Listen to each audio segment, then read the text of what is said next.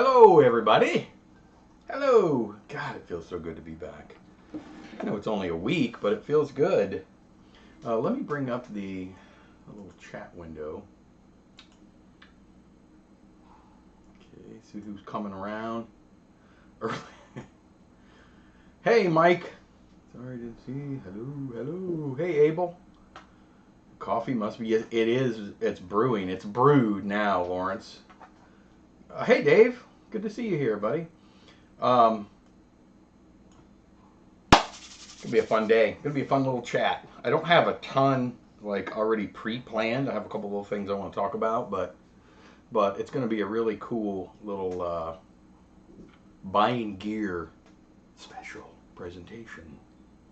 Kind of maybe how I buy gear, how I've bought gear over the last 30 years, how I think best you should buy gear. A couple things I do want to point out right quickly. Let me move some of my gear. I just had a birthday, and my youngest daughter, Piper, you guys know Piper. I know it's going to be a glare, but she got me this mug. Can you read it? Come on now, work with me. Let me try to turn it. You see that? See you on the next go around. I love it. It's on both sides. So we'll get this one into the rotation. My oldest daughter, who has become increasingly more talented, knows what my favorite, not only horror movie, but movie of all time is.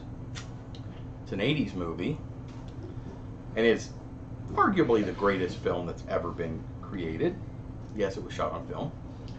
And so she is becoming a quite a little artist on her own. I have it down here. I don't want to show it to you yet. But she draws me these cool little drawings on her cardstock. Look at that. They're just noodles, Michael. Isn't that awesome?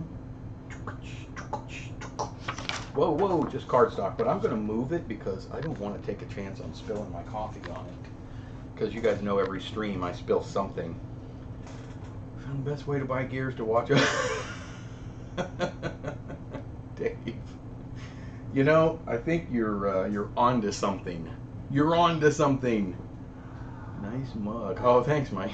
I love this mug. I'm a mug guy. I'm a mug and a shirt guy. They got me this shirt too for when I'm out filming. In case people ask what you're using, I don't even have to speak. I can just bring up the guns. Anyways, Dave, by the way, are you planning on doing anything more, unless I missed it? Because I'm really intrigued by the restoration you did. I know you did the little short, but that restoration you did with that camera was wicked. I hope you do something with that. If you guys don't know what I'm talking about, Knob Top on here did a really cool restoration. I can't remember what camera it was, but it looks wicked. Was it a Brownie? But took an old Brownie or something and did a really cool restoration, repaint and clean. It looks just really awesome. But I hope you do something with that, because that would be really cool. Okay, let me see what's going on over here. Okay. Well, it's good to see everyone. I kind of wanted to go into what I do when I purchase gear. And what I do is get my wallet out. No, I don't. Everything's online now. And I'm hoping that maybe some of you guys have some ideas and some tips and tricks to share on how best to get camera gear. Everybody knows the gear is going crazy right now. It's the prices are skyrocketing. And to be honest with you, I'm not 100% sure why. I know it's becoming more and more popular, and it's kind of hopefully not a fad, but it seems like film and analog is catching on again. All things 80s seem to be sort of have caught on in the last couple years or few years. And although I know film goes way, way beyond the 80s, but it was quite popular then, obviously. But I don't know if the prices of everything are skyrocketing so bad right now because of demand, I mean, maybe that's it. But one thing I have noticed, and there's a couple of cameras in particular that I'm keeping my eye out for, because I want to try something, and there's some on eBay, they're just completely overpriced. But I have been watching, and I think the most important thing to remember, oh, the Brownie. I just got the 35mm 3D print insert, just need something to, oh, yeah, well, I hope you make a video on that, Dave. I really do, because that is cool. When someone buys a camera at a high asking price, you know, you're right, and I wish people would stop looking at one price. I'm going to show you something really quick. Hold on.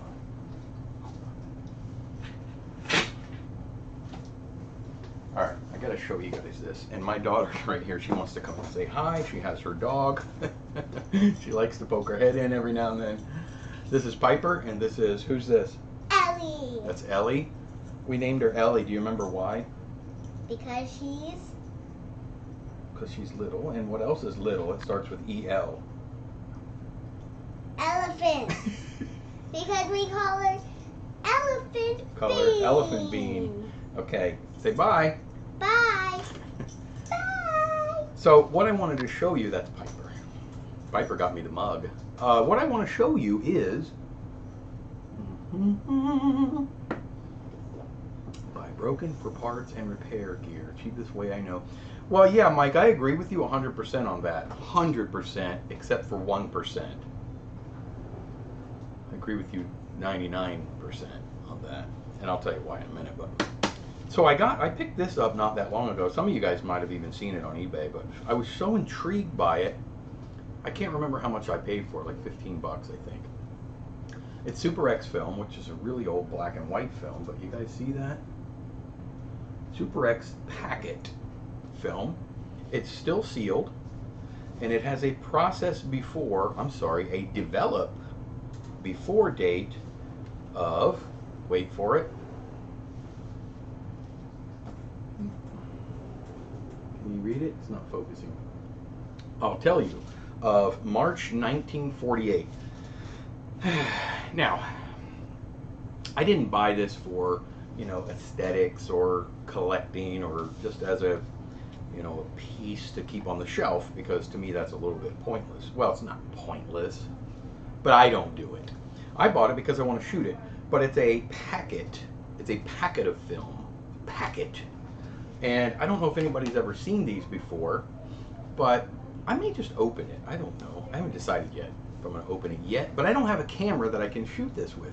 It's a little over 48 feet of film. It's 50 feet GR. I'm not real sure what GR means. I think gross.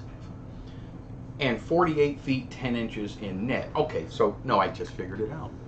There is 50 feet of film in here, just like the 16mm film magazines that we're all so familiar with. However, 48 feet 10 inches of it is all that's usable, because you'll have a little slack on either end of it. So that's pretty genius, actually. I've never seen one of these in my life until I saw this pop up on eBay not long ago, and I made the seller an offer and he accepted, or she, I don't know who it was. But it takes, there's two cameras that I know of that you can shoot this film with, and this is going to take us right back into the craziness that is purchasing a movie film camera. And it'll kind of segue into what Dave was saying.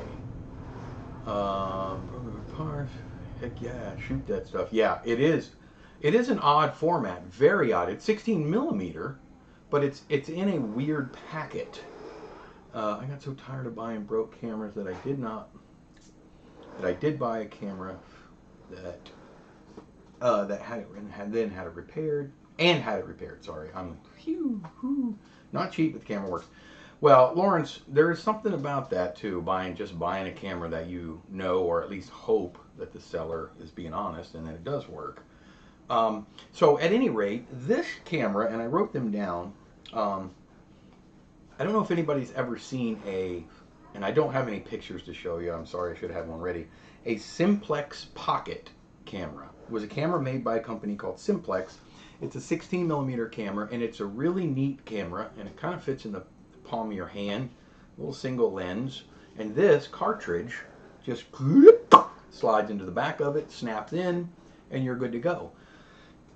There's another camera as well, not just the Simplex, but the Bell & Howell Filmo, wait for it, not Filmo 70, the Filmo 121 is another camera that takes these magazines, or these cartridges, whatever they're called. I guess they're cartridges or magazines, I don't know. Fast, fine-grained, panchromatic safety film for Simplex Pocket and Filmo 121 16mm cameras. Well, of course, I jumped online at the trusty, well, there's a lot of names for it, we'll just call it eBay, and did some searching, and I did find not only some Simplex Pocket cameras, but also some Bell & Howell Filmo 121s. Now, they're all in the, well, most of them, between $70 and $100 for these cameras. So one of the most important things you can do when you are looking for or researching cameras is you have to look at what has sold as well. Don't be Mike early on, 25 years ago, when he would just buy something because you wanted it.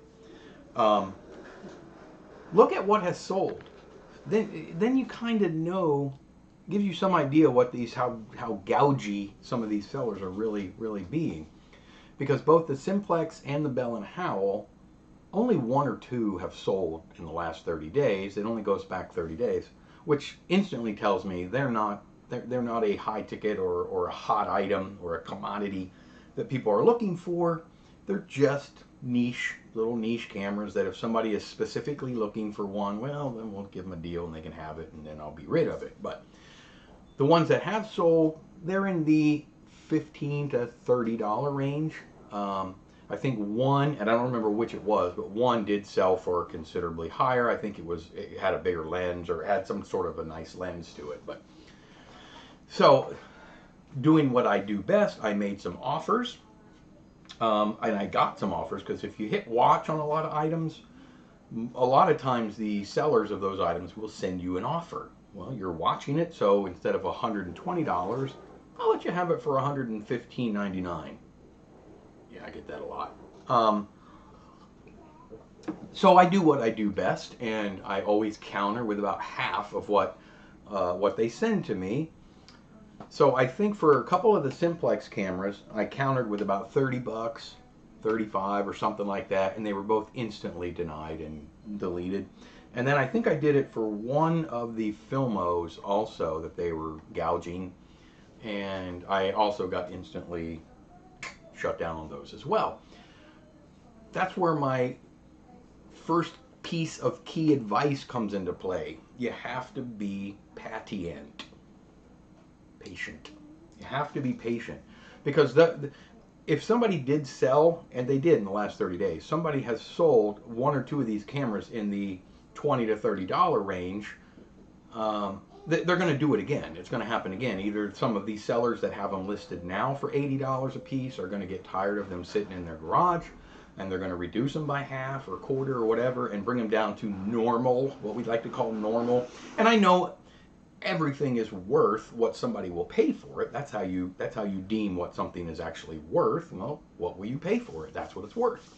Well, I know what it's worth to me, and to me, I look at some historical data, which is completed, not only completed listings, but you also have to then break it down to sold listings, because there might be 10 of these that are completed, but one that has been sold.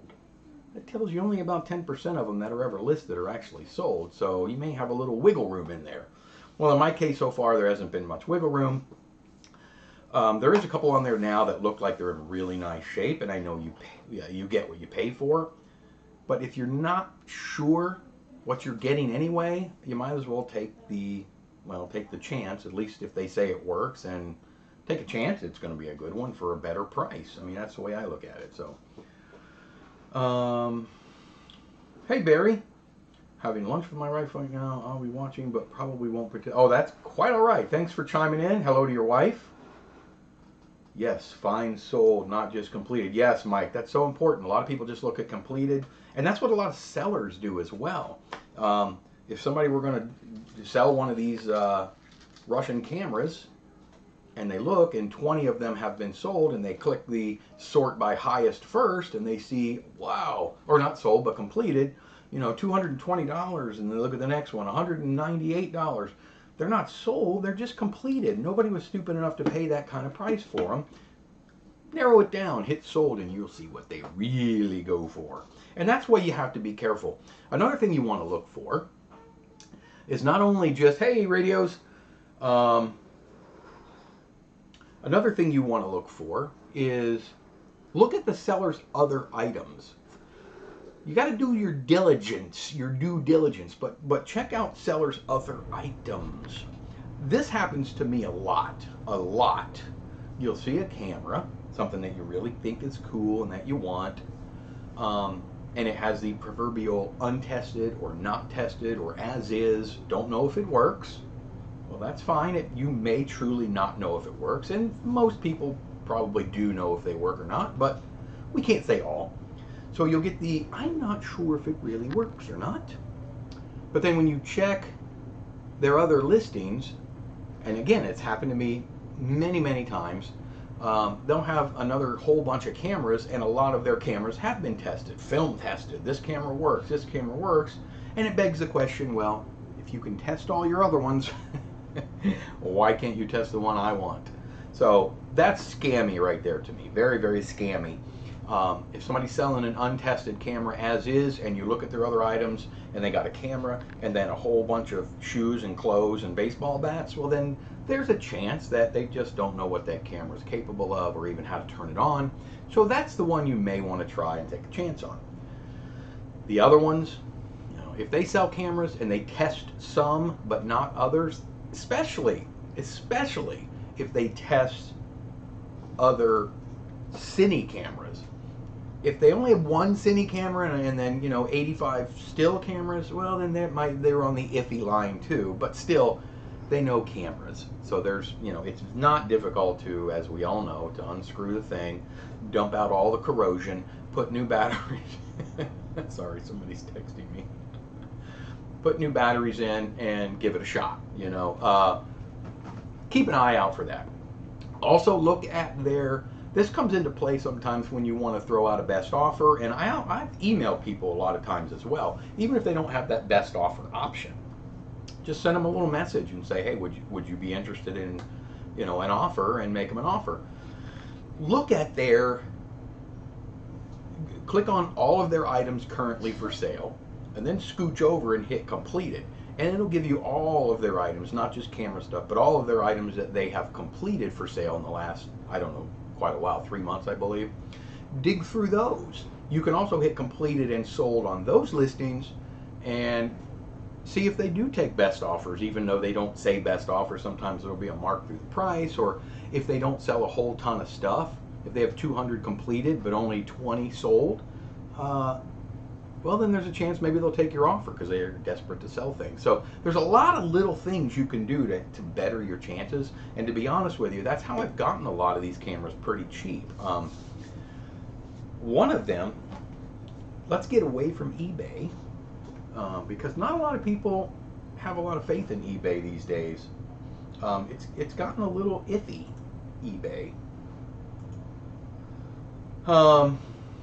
Let me see where I'm at. Radios. Okay. Yeah, I don't know about the notifications. It's the same way with buying 78s online. Yeah, that's the records, right? Yeah. Check seller's other items and look at feedback. Feedback anymore doesn't mean a whole lot, but I know what you mean, definitely. It used to mean more back in the day. It doesn't mean a lot anymore.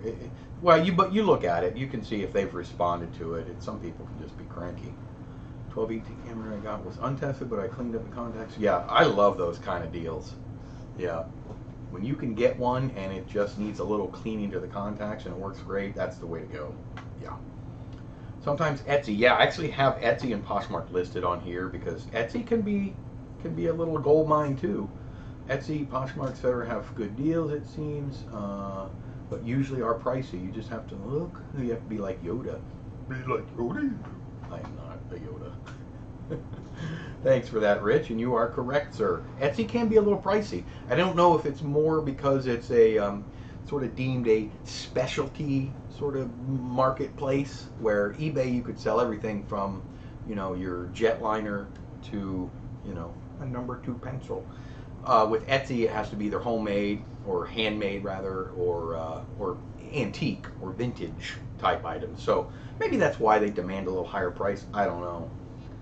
But you're right, they are, and Poshmark kind of the same way. I'm hoping Facebook Marketplace will soon replace eBay. I've heard some horror stories lately about Marketplace, and don't get me wrong, I've gotten a lot of stuff off of there. And I've also gotten a couple cameras, including my 70DR. When I did that video with the Filmo, the Bell & Howell Filmo, I got from, what's the name of the app? The Neighborhood app. Are you guys familiar with the Neighborhood app? Well, you could sell items on that app as well. I don't know if it's in everybody's neighborhood all over the country or the world, but it's definitely here. I think it's called Neighbors or Neighborhood. I don't know. It's on my phone. There used to be a site called Let Go, and it kind of ran concurrent with. Is that right? Concurrent. That means alongside with a site called OfferUp. I bought a couple things off Let Go, and then it was absorbed into OfferUp. I think OfferUp bought Let Go, and Nextdoor, that might be it. I can't remember. Nextdoor is one of them, but I think this one's called The Neighbor. I don't know. You might be right, Radios. So OfferUp then absorbed or purchased Let Go, and I bought, I'm not kidding you guys, probably 100 items off of OfferUp until it got really scammy. It started getting like Craigslist scammy. And Craigslist is another one that I bought tons and tons and tons of film related stuff off of. That's more local stuff. But OfferUp then started doing shipping, and you were kind of backed by their shipping guarantee, but it was still a little hokey, and I think it was it just wasn't run well. And I used to leave comments for their admin or for the staff. You guys got to get it together. eBay is going to kill you, and they are. And I think OfferUp kind of is dying as well. So, but it was fun while it lasted because I got a lot of good deals on OfferUp. A lot of good deals. And one of them, coincidentally, was this. You guys remember this camera, or maybe you don't. This brings us right into how overpriced a lot of cameras are these days. But I do love this camera. I love Canon. This is the 514 XL. I have 814s, 1014s, 514s, and I love this little camera. I wish it did manual exposure properly. It has the exposure electronic lock here on the bottom, and that's okay, but it's tricky. You got to do the, shine it at something bright, hold it while you're filming. So it's a little tricky, but this is an example of being patient. I've kind of wanted one of these, mainly just to try it, because see what all the hype was about. And I found one on OfferUp that a lady was selling. She owned a thrift store, and she wanted $60 for it. And I did some research for her particular little store. She had all good ratings, and she sold an eclectic mix of everything, china and plates and all kinds of stuff. So I thought, well, she didn't say it worked or didn't work, but she said it looks like it's in great condition. And it is. I can tell you, if I took this out of a box right now, I wouldn't know if it was ever been used or not.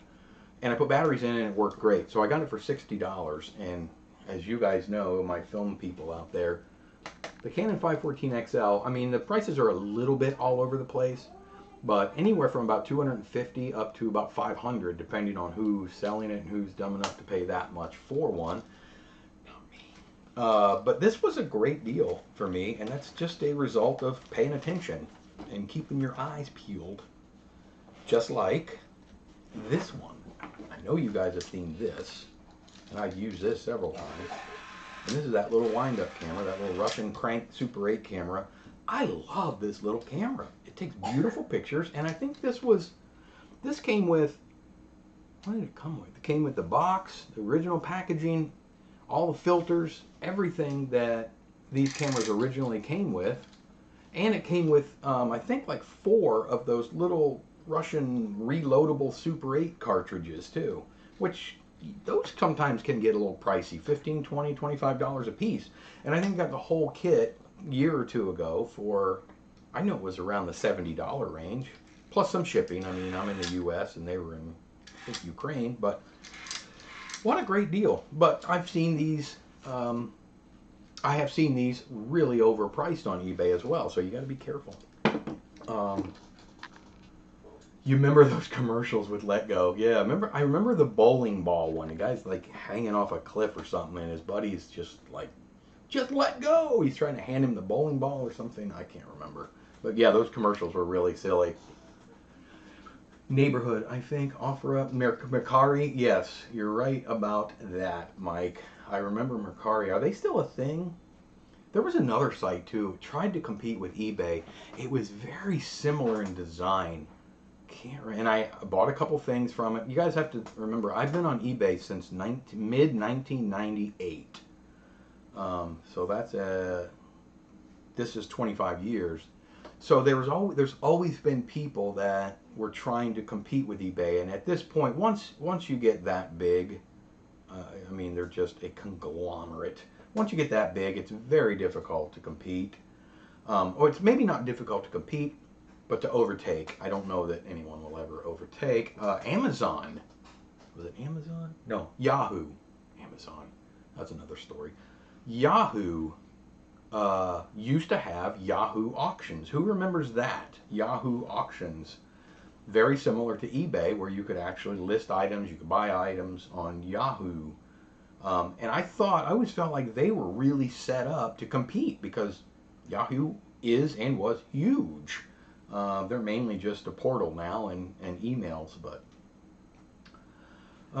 radios. I repaired my 1978 cassette deck and now it plays just fine. That's awesome. I put new belts in some of mine, but that's about as far as I can go.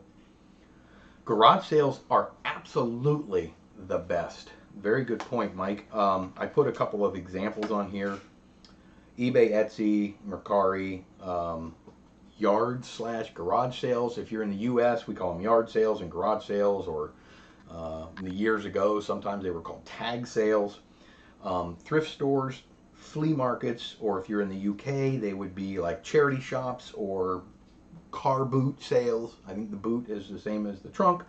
Flea markets are good, but you have to be careful with that too. They can get a little bit eBay, where they look on eBay and see what they're worth on eBay, or however they figure their computations by looking at eBay, and then they sell them at their thrift store. So you got to be careful with the flea markets as well. But garage sales, I'm glad you brought that up, Mike, because yes, that's probably the best place you can find cameras. Maybe not the best place to find them, but that's where you're going to get the best deals. People, if you're having a garage sale, you just want stuff out of your house, right? If you have a store, you want profit. If you have a garage sale, you want it gone. I've gotten tons and tons and tons of good deals. My sister and I used to garage sale together. We just had so much fun, and I haven't been in quite a while, but it's just so much fun to go and just sort of dig, and especially if you know what you're looking for and you can get in, and within about 3 minutes you can get out and get to the next one and hopefully get there before other people do, then yeah, that's where you get your deals. I actually bought a Bolex, who has one? Radios, I think he's got one. A Bolex Rex 5 at a garage sale. Rex 5 with I had a Nagra 4. How many of you remember the Nagras? Had a Nagra 4 tape, and this was, 30 years ago, probably? Yeah, about 30 years ago. It was in the 90s. Wooden leg tripod. I had a BST motor for the Bolex. It came with 2 magazines. It came with the magazine motor. Everything you can think of. And I don't remember the lens. I have pictures of it somewhere, but I don't remember the lens. I'm sure it was a Palard, I think it was a zoom lens. And I got everything for $1,000. Now, that to a lot of people seems like a lot of money, but if you check Bolex Rex 5 on eBay right now, just for the body alone, they're about triple that. So garage sales is the way to go for sure. Estate sales are good, yes. Yeah, what was that eBay alternative? It was very short-lived. Can't remember what it was. Canon did make a double Super 8. It was just like the Scoopik. It was called the Scoopik, I believe.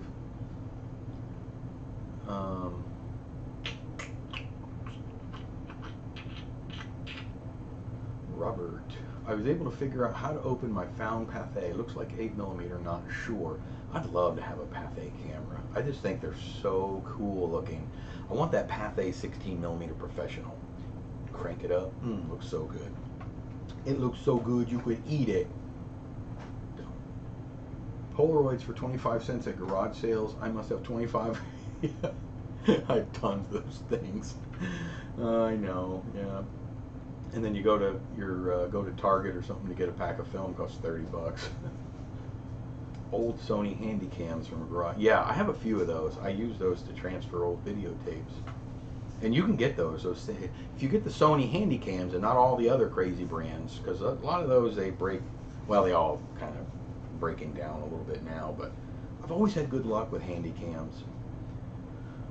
Wow, Rex 5 at a garage sale. Yeah, this was, like I say, this was crazy. It was a long time ago, Mike. I don't remember when. I'm going to say 95-ish, probably in that range.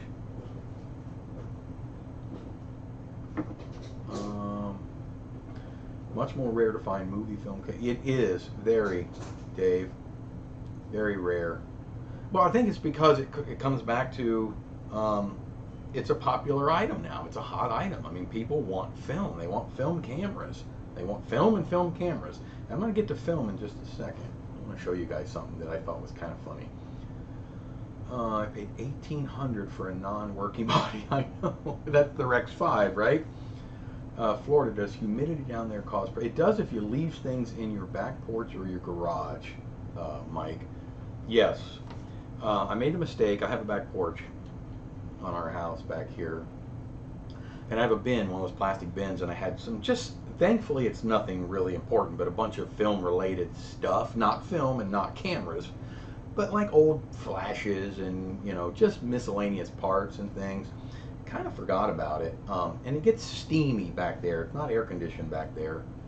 And we're really, really humid here. So, and, you know, here we are years later, and I remember looking into it, and it just, you get that, you know, that whiff, that musty smell.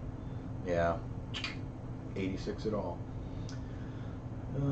Repairs and lens was $1,200. But you know, so you're in the 3,000 range. That's probably about common now. Bolexes, I got to tell you, have just gone through the roof. I do that. I have those. You know, Dave Knopp, pulling something else out from under the desk. I have desiccant packs or silica gels. I buy these and I pop them in everything. I got a couple of bins right here you guys can't see that have probably got 100 lenses in these bins down here, and each lens is in a, I'm a little nutty that way, is in a plastic, most of them, and I put a pack in there and seal it. So yeah, I do put a lot of those packs in things. And sometimes when we buy stuff and it comes with one, I've gotten some big ones too. They're good for camera bags. But I throw them in everything now. Not my food, but oh, I was gonna say something, but I forgot. Hey, Kraft, how are you, buddy? Oh, Mike. Oh, you're a Mike. Awesome. Ever covered using double Super 8 too? I have not covered that, and I that's a good question. I haven't covered it because I don't have it. I have a couple rolls of double Super 8 film, but I don't have a camera. I wish I did. I know Quartz or Zenit does make one, and I thought about trying to pick one up. I don't want to, you know, spend, you know, $1,000 on one of the Scoopik ones, but you start the trend, start selling all your stuff cheap. You know, Dave, I want to do a website. I have a website. Well, okay, I have a domain, but I keep talking about it. I want to populate this domain, Filmboy24.com, and I do want to put a little sale section on there just to get rid of some stuff because they have too much stuff, and I don't like selling on eBay anymore. I did that for years and years and years. They take so much money, and it's a hassle. It really is. Plus, I just sell it on my website if somebody wants it. If they don't like it, they know who I am. They can send it back. Yeah, I had an eye on the Russian double Super 8 cams too. Yeah, lots of mics here. Oh, that's right, Flying O, you're a mic as well. Yeah, I'm looking at those double Super 8 Russian ones. Those are kind of cool looking cameras. I have, it's FOMA, I believe, a roll or two of FOMA double Super 8. I'm dying to try it. I just haven't yet. I also have single 8. I have a ton of single 8 film, but I don't know if it's any good. I think it's black and white, and I've done a couple of tests because I do have a Fuji single 8 camera, and I wanted to do videos on it, and I've done a couple of tests, but they never came out. I could not get it to develop right. I don't know. I don't know what happened. So single 8 and double Super 8 are two formats I really want to play around with more. I also want to experiment more with different developing.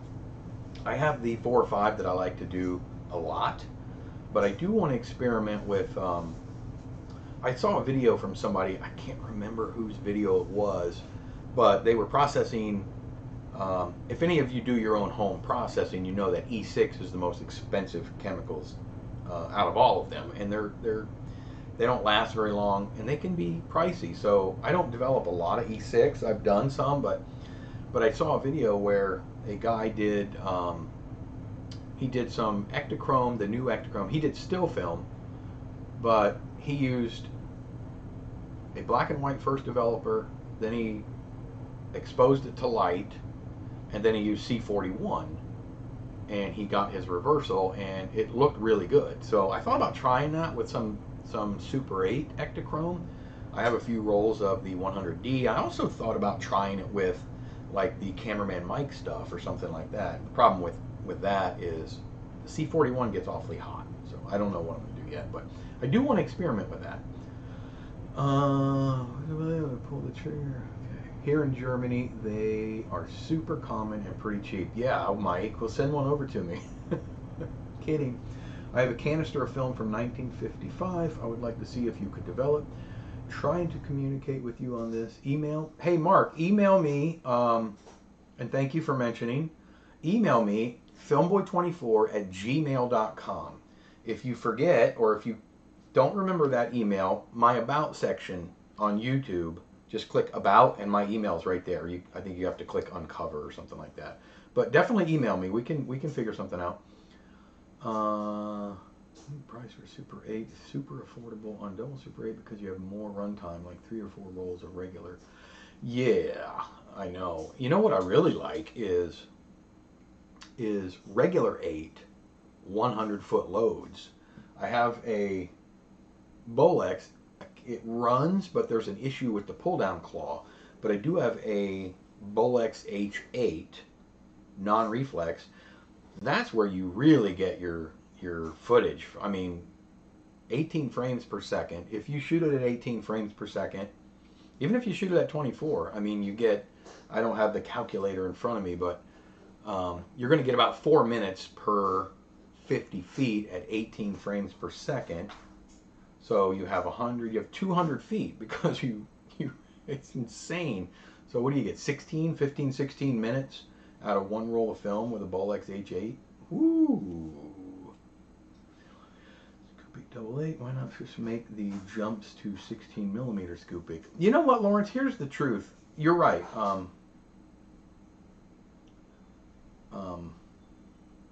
I wish I could add sprocket holes to the 16 millimeter to use in H8. Oh yeah, that'd be nice. Here's what I think, Lawrence. And this is a 100% just personal preference. I just absolutely despise the look of the Scoopy cameras. Some people swear by them. I never had one. I don't shoot with one. I never have shot with one. And I'm sure they're great because I love Canon cameras. But I just can't stand the look of those Scoopics. They look like I don't know, dare I say it looks like a pregnant camera. It just looks really strange to me. I would rather use my Bolex or my K3 for 16 millimeter if I'm just going to grab one and run. Dave, so for camera storage, should we be putting cameras in sealed containers or zip? Dave. Oh my gosh. You're welcome, Mark. Well, you shouldn't put them on your back porch. How's that? Oh, the developing sounds interesting. Sounds like a lot of potential to experiment with a new Ektachrome Super 8 stock. Yes, Mike. That's going to be fun. It's going to be really interesting. In fact, I really want to try it on. The bad thing is there's that pesky remjet, but I'm kind of used to it anyway. But I'd like to try that dual process on the Ektachrome 160, the newer stuff, like the 90s, the EM26 stuff that will hold up to the hot temps. But I'm really curious as to, I wish I would credit the person. I don't remember the guy. I think, who was it? I think it was, there was a, I don't remember his name. I think he was one of the guys, not Adrian Cousins, but it was the other. There was another guy that was experimenting with processing Kodachrome in color. I think it was his video, but Shane Fuller, I think was his name. But I think he's the one that did the video. It's a little bit older video, but it was really cool. His results came out really nice. I don't know him personally. I saw the video. I know his name because I have followed kind of his, the process that he was getting into when it comes to Kodachrome. Getting you a camera? I can arrange that. Send it. Send it, Mike. I guess that'd be awesome. Regular 8 with more runtime too. Yeah. I mean, 15 minutes out of one roll. I think that's what it is. Maybe somebody knows better than me, but. Love the image stability of regular 8. It's just nothing like it. I mean, it's like 16 millimeter. The cameras for regular 8 are like 16 millimeter. I love Super 8 for its simplicity, its ease of use. You grab the cart, you pop it in. When it's done, after 50 feet, you take it out and you process it. But the stability lacks a little bit. Yeah, there's not much you can do because you can't really get anything behind the film in the cartridge. The pressure plates, yes, ×3. Okay, I want to show you guys something that I found kind of funny. I have the photos on here, but I just kind of want to pop them on. So, film. We kind of went through cameras. Oh, and by the way, if I ask what was I going to say, you guys got to remind me. I want to show you something funny. But, I did one of those shiny object moments, and I forgot. This is a camera that was sent to me. Speaking of sending cameras, this was sent to me by a subscriber just as a loaner because it's in really, really good shape. And I have done Yashica, one or two Yashica camera reviews already, but I was really intrigued by this one. This is the Super 600 Electro. I think I may have briefly shown it on one of my other streams, but he was kind enough to send this to me to let me review it, and I'll just send it back when I'm done. But he bought it. It's in absolute mint condition, save for the fact that there was corrosion in the battery compartment. We know that. So he cleaned it out as best he could, got it running, sent it to me. When I got it, it didn't run again because corrosion can be tricky. I cleaned it again, and it's running. Who knows for how long? We'll leave the batteries in there for a couple years and see what happens. No, we won't.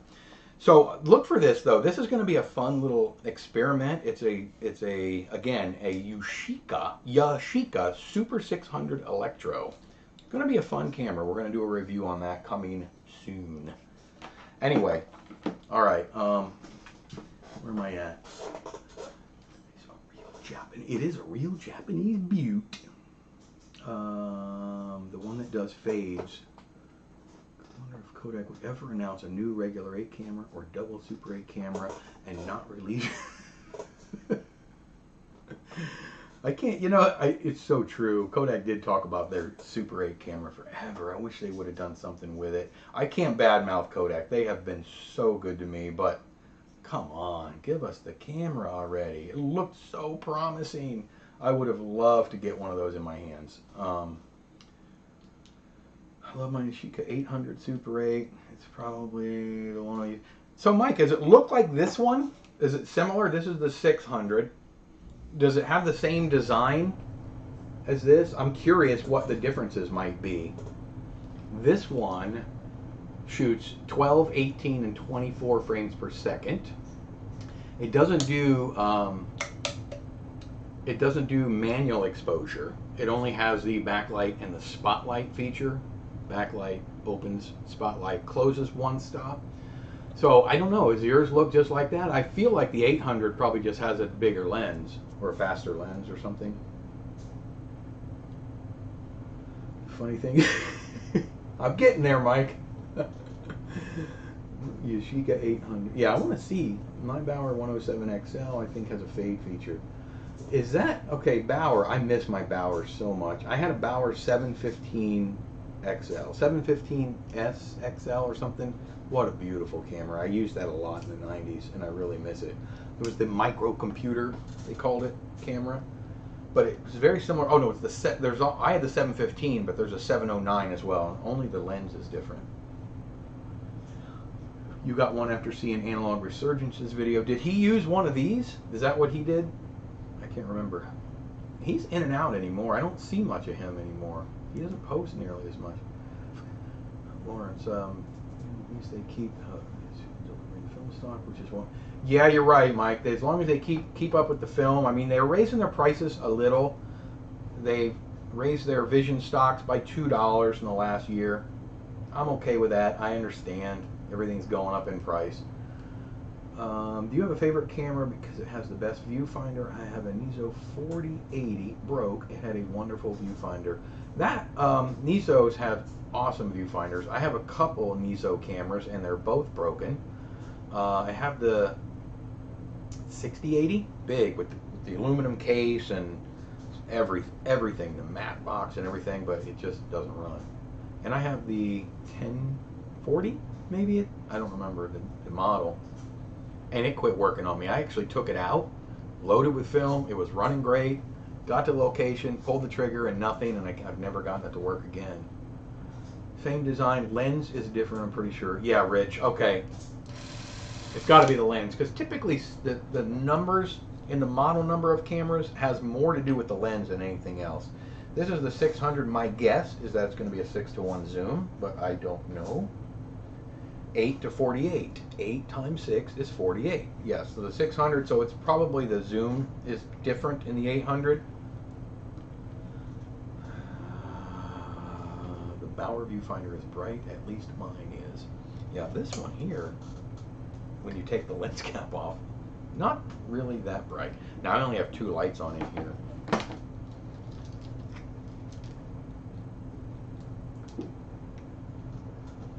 This one's nice, actually.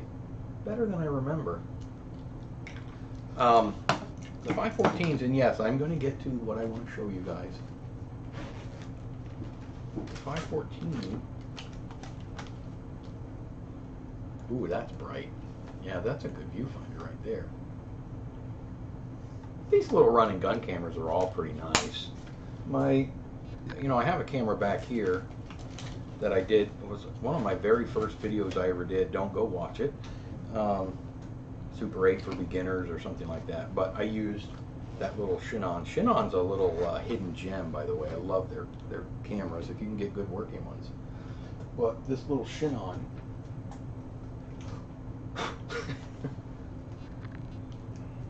Yeah, that's good and bright too. This is the 20p XL. It's a sound camera. Look at that. With the, you ready? Wait for it. Telescoping mic. And it does shoot sound film. This is not like really a film camera demonstration day, but shoots sound film. See the little recorder there on the bottom? You know what I want to try? Move this out of the way. I want to try cleaning these sound heads. Old radios. Maybe you can give me some advice. I know you're like the audio guru, or you or Christian. I want to clean some of these sound heads because I have terrible luck when I shoot sound film. I have great luck when I process old sound film that was shot, like Cameraman Mike stuff. But when I shoot it, and my buddy Travis, same way, he shot some, it just crackles like crazy. And somebody mentioned it's likely these cameras, I mean, this hasn't been cleaned in, what, 30, 40 years, probably? So those need to be cleaned up, and maybe we can get some sound out of some old sound film. I have tons of it, so I might as well try. Okay, what did I miss?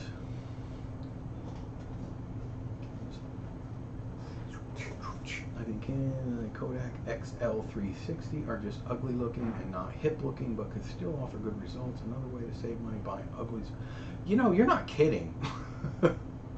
That's why I'm surprised that the Scoopix sell so well. I think it's because they're just such good quality cameras. Yeah, ugly cameras need love too. Don't you guys forget about that. Hey Gordon, Bolex C8 was my second camera after the Brownie. Shot a lot of film with it and processed the black and white. Superior Bulk Film Company, late 50s. The C8 is that regular 8 or is that double Super 8? I'm guessing that's regular 8. I love Bolex regular 8 cameras. I have a few. Superior Bulk Film Company. I remember they had a processor. Is that what you're talking about, Gordon? I don't know if did they do film too. I'm guessing they also made film, but I remember their processing tank they had as well. I almost bought one just to check it out, but they pop up on eBay occasionally. They call it developed a mind. So I call it developed a mind of their own. Yeah. The brightest viewfinder I ever saw was the Boyu 4008. Sadly, it has no working battery. Oof. That's a good camera though, from what I gather. I don't have one. Split image is the way to go, Mike. I'm with you on that. I love split image viewfinders. It's like they're no-brainers. Instead of microprism or nothing at all. Yes. Bolex has the dimmest viewfinders ever. Of course, because of this. But, you know, you're right, Mike. I have the Rex 1 back there somewhere. That's another one I got really inexpensively by today's standards. Is it back there? Yeah, but that side. I paid $300 for that, and it is a reflex, and it's in mint condition. I've had it for a couple of years, 3 or 4 years probably. Just the right time, being patient. Chinon is beautiful. I love Chinon cameras. I have a bunch of Chinons. My favorite is I have the big one. Oh, you guys got to see this one. I'm going to block the camera for a minute. Yeah, with my fatness. Look at this one. I haven't used it in a while. I did it with my 15 camera challenge. I love this camera. In fact, I had one a long time ago also and got rid of it. I don't think there better not be batteries in it. The Chinon Pacific 200/8XL. Look at that beast. Talk about features. You can sometimes get these relatively cheap too. It's a sound camera. I want to do a video on this one, in fact. And look what I did. I put this in here. This is foam. I started making these little covers to match whatever the camera is. It just kind of sits in there. So it really light proofs my film once I get it closed. But this camera actually does, it would take 200-foot loads. So this top opens. See how that opens up? Can you guys see that? Yeah. Opens up. And then you close it, and then you have your 200-foot load, which I have one of those somewhere around here too. Great camera, this. Great, great, great camera. Does all kinds of cool things. Anyway, let's put that away. I want to show you guys something. What did I miss? Bolex regular 8, okay, boom, boom. See all that body. Regular 8 is, okay. They sold chemicals. They did sell chemicals. Oh, it's regular 8, okay. Thank you for that, Gordon. They did chemicals. Did they do film? I don't remember if they did film in the splitter. I remember seeing the tank. It was similar to the Lomo tank, but I don't know if it loaded differently, but it was cool. And the splitter, yes, I should have said reflex ones. Yeah, like. I have a Rolly Super 8. That's pretty nice. I have a Rolly Super 8. This is becoming a, just to get up. Oh, it's not a Rolly. Sorry.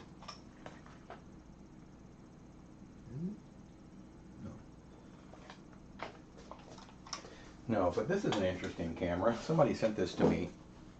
It doesn't work, but I would love to get it working. MovieFlex Zeiss Icon Voigtlander. And we all know those are high quality cameras. Look at this thing. Anybody ever seen that? MovieFlex MS8. I've never really messed with it. It doesn't run, so I kind of just haven't messed with it yet, but I do want to tinker with it. See if I can get it working. Might be a fun camera to shoot with.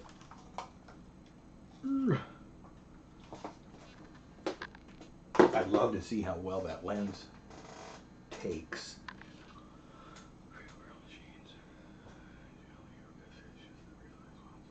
Alcohol on the reel to reel. I'm thinking alcohol and a little cotton swab might clean those sound heads. Some of the Bronizos did that too. Yes, they did.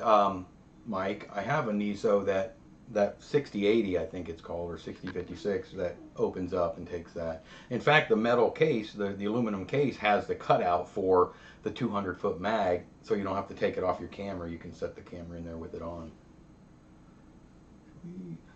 Larger.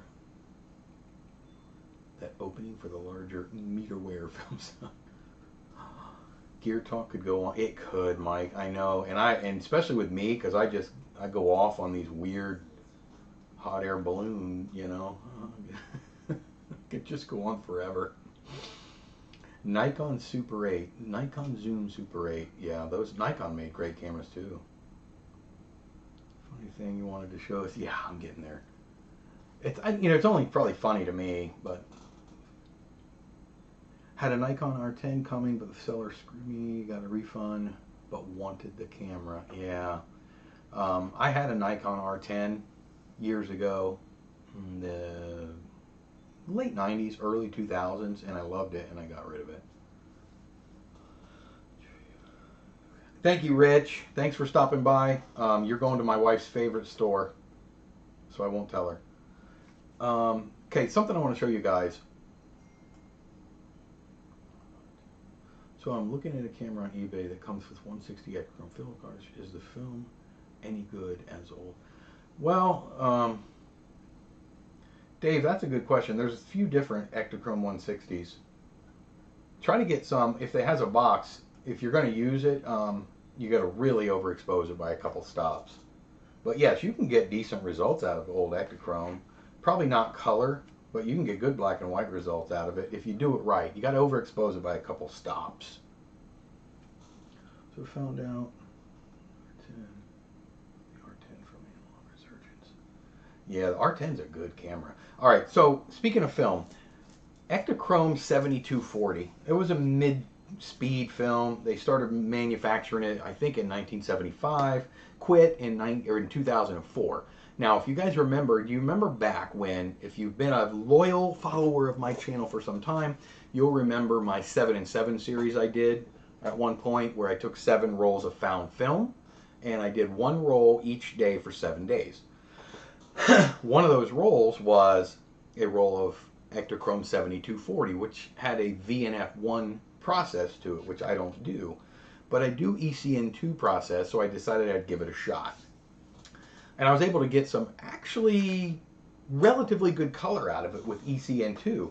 So I kind of been on the lookout for any other found film, right? I always look out for found film. So if you guys buy a camera, Dave, and it has old found film that's been shot, give me a holler. So I found some 7240 found film. It's in Europe somewhere, UK, pounds, Great Britain. So, which I don't really care. I don't mind. I'll go, I'll buy from anywhere. And then I looked at the price. It's 1 roll of 7240 open. That's a $10 roll. Okay. I don't like to pay more than $10 for any roll of Super 8 film, old, past its process before date, right? Especially if it's found, I won't. If it's found film, I won't pay that much for it. So I take a quick look, and let me turn this on. You guys take a look at your screen. Boom, there it is on eBay. If you're the one selling it, I apologize, but that's a scam. So read the top. It says Eastman Ektachrome Super 8 color reversal film, 7240, 50 feet, 15 meters, exposed. Exposed, right? I don't mind. I want it exposed because that's a good found film. So I'm going to show you the next picture just to prove. Okay, there's the next picture. Do you see the side of the cartridge? It is clearly exposed, fully exposed. All right, you guys can already see where this is going. Look at that price. 50 Great Britain pounds, or approximately 63 US dollars. Now, where I'm at, you can look at the shipping. $25 Great Britain pounds, or $31. So my quick math tells me that's about $94 US, a little less, for one roll of found film that's been exposed, clearly fully exposed. Now here's the haha. Check out his description. And I've highlighted one thing. Can you guys read that? Oh, tell me if you can read that. This is a good example of people just throwing it on there for just, obviously he's a profit hunter. Yeah, I know. It says box open, film never used. So $94 for one roll of Super 8 film that really has a value, as far as I'm concerned, of around, I don't know, $7 to $12 for the roll of film exposed. This seller is selling it for $94, doesn't even understand what it is, doesn't even understand that it's exposed, or maybe that seller does because they put exposed in the title, but they said it's never been used in the description. Anyway, you guys see where the comedy comes in. I just wanted to share that real quick. One other thing I want to share really quick, I did get I don't know if you guys belong to the I think it was Super 8, the Super 8 Facebook group. I'm not affiliated with it, I do belong. So bad already. 70 or 80 bucks in euros. I mean, that's ridiculous. Yeah, what a deal. You know, Dave, there could be Bigfoot. What's the other little chupacabra? There could be some of that on it. It is totally worth it. So what I think is you should snag it quick and send it over. I mean, that's one of those things where if the seller would never budge on price, you got to pool. You got to get literally 94 people together. Everybody throws in $1, and then we get it to see what it is. No, because that's feeding the monster. Oh, I should never expose. Why did they expose? I hope nobody falls for it, Mike. I really do. It's older than me. It's worth Nessie. Nessie, yes. The great Nessie. Basically the mindset of most people. Yeah. Okay. What was I just talking about, by the way? Does anyone remember? I was right in the middle of a story. And I'm at the 1 hour and 5 minute mark, so I got to remember my story. Nicole, do you remember what story I was in the middle of telling?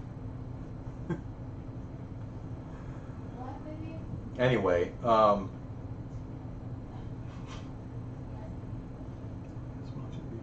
it would be quite a deal. You know, if the seller just guarantees me that it has an unknown entity monster on it, I'll get it. Thanks, radios. You're a lot of help. Oh, I know what it was. So I got an email from a guy, and I'm going to pull the email up because I told him I would mention it. If you belong to the Super 8 group on Facebook, he made a post yesterday.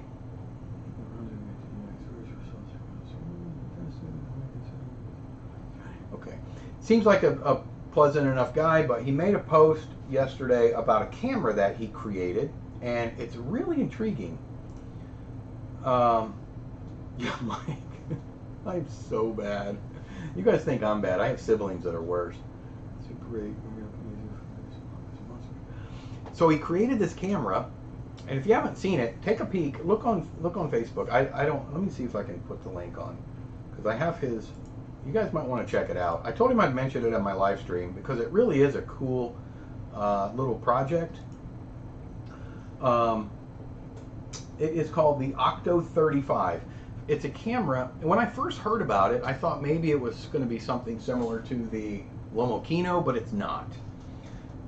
It takes 35mm still film, and it shoots in the 8mm format. And from what I can tell, it 3 rows.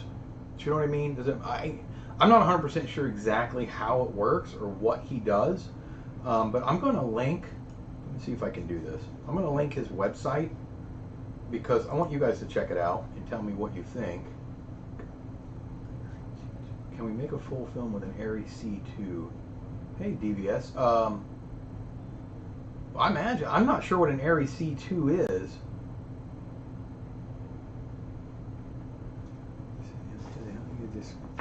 Just got a magazine of Kodachrome 8mm 1950, date probably ASA 10. Yeah, I have a few of those. It's so hard to get images out of that. I have a box of home film reels. Rolex projectors, and these reels came with us from all over the country. Where's the best place to sell them? Put them on eBay, Robert. They sell pretty good on eBay. Let me see if I can post this link. If anybody's interested, let's see if this will. See that link? If anybody's interested, take a look. This is the project, but it's a camera that he 3D printed. He added the mechanics, some electronics. There's a digital readout. It's pretty wicked, to be honest with you. So take a look. Take a look at that link and tell me what you guys think at some point. What film camera do you like most? Photography and videography. Photography, still film, 35mm. I like my Nikon F3. And I'm going to say for filmmaking, cine camera, I love my Arri S. Right here, my Aeroflex S. With its crystal motor on the back, my 24 frames crystal motor. I love this little camera. I think it takes beautiful pictures. That's not to say I wouldn't like another one better. That's the only ones I have. I do love my CP16 as well. Oh, cool, interesting. Yeah, take a look at that if you get time. Haven't seen that one yet. Awesome. So this digital Super 8 camera. I saw that too. That was interesting. I like ones that they just do the cartridge, that they don't hurt the camera. But that was really interesting. You're right. That was just a cartridge, by the way, Mike. And that was a really cool idea. Yeah, I love these cameras, Arri. I'm 10 minutes over, so I'm going to have to, I hate to, because, man, I could just talk forever about this stuff, but I'm going to have to say goodbye because I have so many other things that I have to get finished today. Sundays are a hectic day. But I won't leave without saying thank you to everybody. I appreciate everyone that tuned in. Hopefully this video stream is now back to 1080. I found the setting that I was doing wrong, so hopefully we're back good again. DIY film scanning that I know, I don't really know of any. But there are a lot of them on YouTube that look pretty cool. Look at the, shoot, what's that one that's going to be open source that I've been following for years? I can't remember. Oh, what is it called? Kinograph. K-I-N-O Graph. Look at the Kinograph site. That's an interesting project they're working on over there. All right, thank you guys.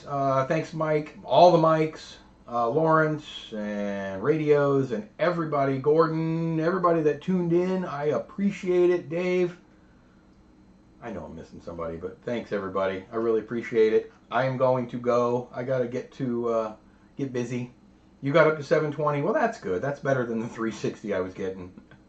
Peace, everybody. I will see you all on the very next go-around. Thanks, guys.